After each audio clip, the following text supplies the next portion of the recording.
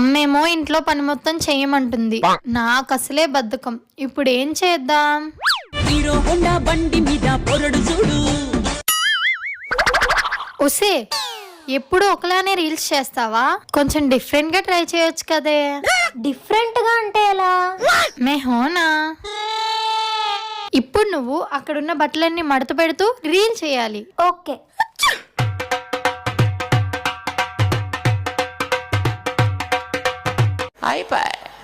గిన్నెలు తోముతున్నట్టు రీల్ చేయి, ట్రెండింగ్ లోకి వెళ్ళిపోతావు.